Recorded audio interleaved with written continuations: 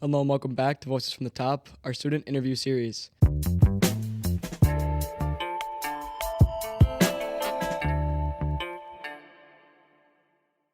I'm Ronnie Decker and I'm joined by James Escott. Hi, thanks for having me, Ronnie. A little bit of background about me. Big things I've been involved in at Marquette.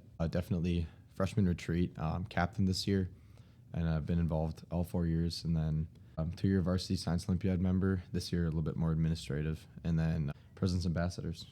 For sure. All right, we'll get right into it. So talk about freshman retreat a little bit. What has that experience meant to you? Your freshman year going through it, obviously.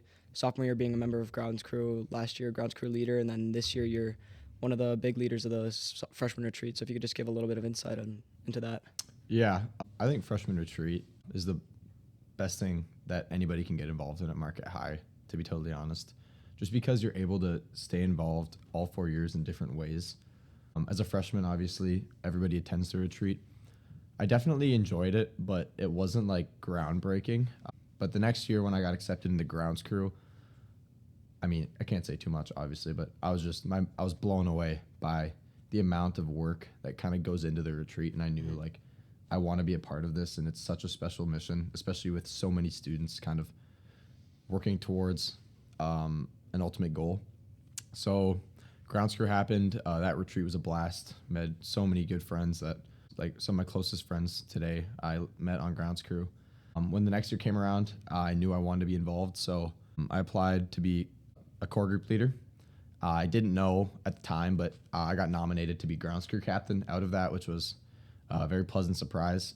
So then I was in charge of that same crew that I was a part of the year before. And then probably about halfway through the year last year, I kind of decided I want this to be like the mark I leave on Marquette High. So interviewed to be captain, got that spot, and we're well on our way in planning FR26. For sure. And what were some of the lessons that you learned from previous captains of freshman retreat that have helped you take this new leadership role in a very strong way? Sure. I talked to a bunch of captains while I was kind of deciding if I wanted to be a captain in the first place, because it is a huge time commitment. Mm-hmm. And my main thing here was being able to balance Science Olympiad and freshman retreat. I guess that provides a nice segue. But so varsity Science Olympiad is probably the highest commitment activity at Marquette. So I had a long talk with Bryce Roeder, who was captain a couple of years ago, who was also in a similar position, varsity Science Olympiad, and he wanted to be FR captain. And at the end of the day, I chose to stick with FR, but it meant backing away from Science Olympiad. And at Marquette High, there's so many things available to kids. I think it is important that you got to know, like, you can't do everything. So being able to step away from one thing and really give your full self to another thing means that you'll be able to perform better. For sure. And like you said, that provides a good segue into Science Olympiad. Could you give a little bit of insight on what led you to join last year, your junior year? Yeah, so my friend Mitchell Henry, he just graduated. Sophomore year was the first year I really technically joined the team. Mm-hmm. I was a C team member, just really wanted to see what it was about. But I joined after Mitchell convinced me, went to a couple tournaments, had an absolute blast. Like, the guys there are so smart, so motivated, and it's an awesome environment to be in. And then junior year, got cut from volleyball in the fall, and I had a lot of time on my hands, so I just decided, like, why not go all in with this, see where it takes me. So tried out for varsity Science Olympiad, made it, which was awesome. My events for my junior year were forensics, chemistry lab, and ecology. I was partnered with 3 seniors, so I got to learn a lot from them throughout the year. We competed at a ridiculous amount of tournaments. It's 2-hour practices every night, every week. Yeah, and it was definitely like a big learning curve for me because it was my first year on varsity and like really involved. And there were kids who have been on varsity since freshman year. But big takeaways like efficiency, knowing how to properly study to retain information and be able to pull it out on a test. Do the listeners know like what Science Olympiad is? No, I was going to ask, could you explain a little bit about the workings of Science Olympiad? Like, what does a meet look like? For sure. Best way to describe it, track meet for science. So you have different events that cover different topics, and you sign up for the ones that you want to do. So there are build events, chemistry events, physics events, biology events, all sorts of stuff. Pick what you're good at, study them, and you're kind of given a test or some sort of challenge that you have to achieve, and the highest score takes the cake. Yeah, so now you said this year you're in more of a administrative role. What are you doing for the team now? Yeah.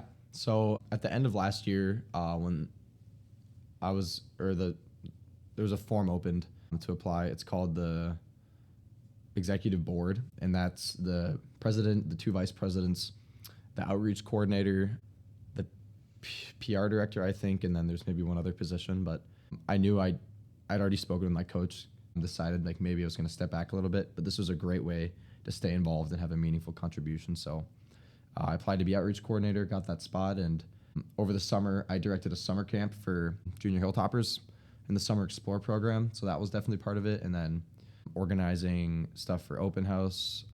Eventually, once we have like the activities day where the freshmen come in, I'll be helping with that. So really a great way to stay involved. For sure, for sure. And being able to be involved in Science Olympiad while also taking back a little bit so that you can lead the FR program is definitely a good thing for you. For sure.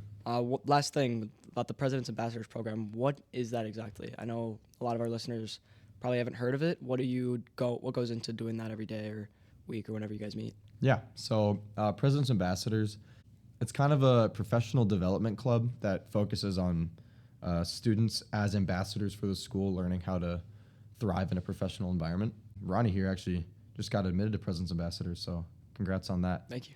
So you apply your sophomore year, it's an interview and some essays.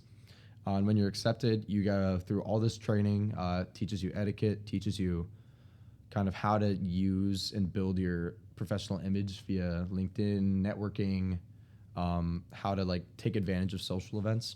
And it's such a helpful, like it's an amazing club. I can't say enough good things about it. Just being able to meet new people, hear from different careers and other people who have been successful. So I guess main things that we've been involved in that listeners would know us from, we're kind of the faces of the Topper auction, the President's Dinner, and some other kind of alumni thank you events.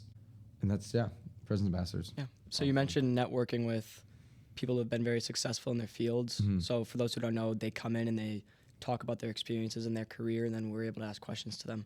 What has been one speaker that you've been able to talk that came in that you really related to or really enjoyed listening to them? Sure. I forget the gentleman's name. At the end of last year, it's in my phone somewhere.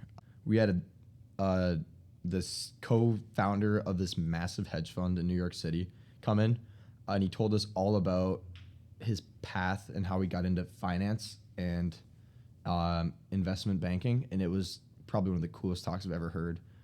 Kind of straight out of the Wolf of Wall Street, obviously legal, but yeah. So he has this huge hedge fund worth like millions and millions of dollars, and he's able to invest, and it just sounds so fun. And like he loved his work, and he loved kind of the logic and like the prediction that goes along with it. But we're hearing from guys from all different fields, guys and women as well, from all different fields from all across the country, and it's just so awesome. Definitely. It's a great program. I recommend any sophomores listening to apply for this next year. Definitely apply, yeah.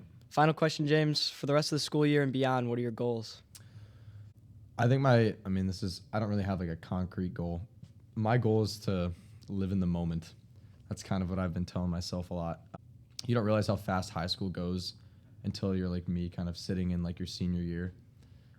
So I would definitely encourage any prospective high school students or kids in high school, don't kind of skip past the early points and the less glamorous moments of your high school career, because it's very short.